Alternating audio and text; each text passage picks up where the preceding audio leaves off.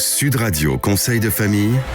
Avec Domitis Invest. Choisissez Domitis Invest et investissez l'esprit libre avec des loyers sécurisés tous les mois, que votre bien soit occupé ou non. Bonsoir à toutes, bonsoir à tous, bonsoir Stéphane Moller. Bonne semaine Olivier.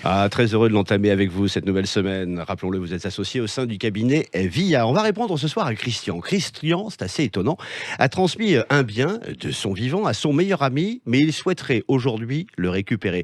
Quel conseil peut-on lui donner ? Eh bien c'est un sujet délicat, mais je vais tenter de répondre à la question le plus clairement possible. Au préalable, nous l'avons dit plusieurs fois, il est important de rappeler que la donation est théoriquement un acte irrévocable.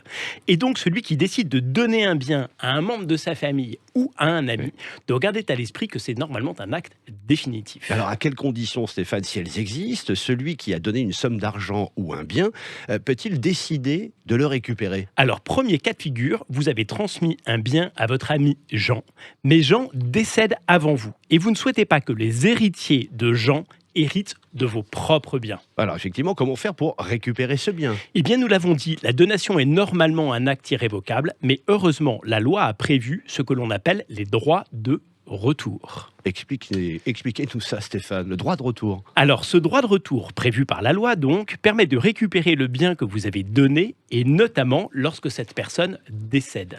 Il est donc possible de prévoir une clause dans l'acte de donation prévoyant le retour du bien dans le patrimoine de celui qui l'a transmis en cas de décès de la personne à qui il a été donné. Et quelle est la condition nécessaire pour exercer ce droit de retour ? Eh bien, la condition principale pour exercer ce droit de retour est qu'il ne faut pas que le bénéficiaire ait de descendance. Dans le cas qui nous concerne, pour que Christian puisse donc récupérer son bien postérieurement au décès de Jean, il ne faut pas que Jean ait d'héritier. Mais si la personne qui a reçu le bien laisse justement des enfants qui refusent la succession ? Eh bien, dans ce cas, la loi ne dit rien, mais la jurisprudence a clairement expliqué que si les descendants renoncent à leur succession, ils ne sont pas considérés comme héritiers. Et donc, dans ces conditions, le droit de retour peut s'appliquer. J'ai aussi entendu parler, Stéphane, d'une clause d'ingratitude. De quoi s'agit-il ? Absolument. Eh bien, les dispositions du Code civil prévoient qu'une donation entre vifs, c'est-à-dire entre vivants, peut être révoquée pour cause d'ingratitude. Et en fait, l'ingratitude recouvre 3 situations. 1, si le donateur, c'est-à-dire le bénéficiaire, a attenté à la vie du donateur. Oui. 2, s'il s'est rendu coupable envers lui de sévices, délits ou injures graves. 3, s'il lui refuse des aliments. Mais le délai pour agir est court dans la mesure où l'action doit être introduite dans l'année suivant le jour où le donataire aurait commis ce délit ou le jour suivant où le donateur a eu connaissance de ce délit.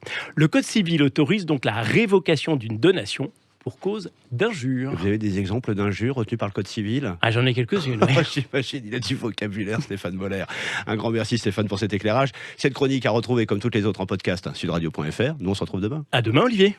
C'était Sud Radio Conseil de famille. Avec Domitis Invest. Choisissez Domitis Invest et investissez l'esprit libre avec des loyers sécurisés tous les mois, que votre bien soit occupé ou non.